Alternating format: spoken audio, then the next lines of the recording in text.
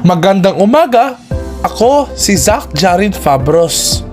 Ngayon ay ipapakita ko sa inyo ang pagkumpuni ng sirang upuan. Ito ang aking mga gagamitin: screw at screwdriver.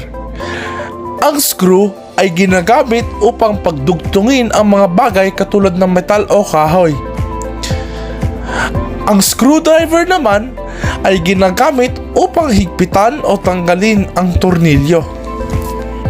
Para sa mga hakbang, ang una nating gagawin ay ihahanda ang mga kagamitan: sirang upuan, tornilyo, at screwdriver.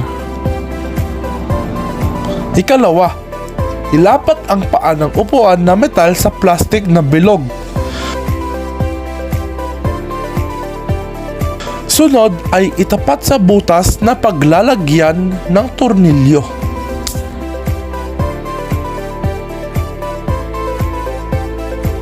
Ikatlo, gamit ang screwdriver, higpitan ang tornilyo.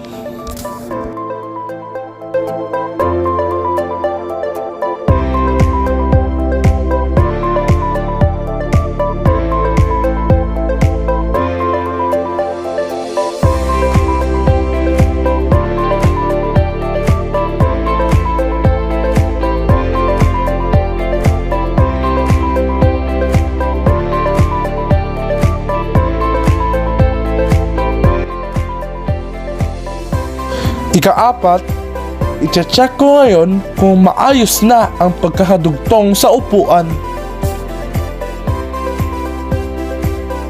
Ikalima, susubukan kong umupo upang malaman kung pantay at hindi na kumakalog.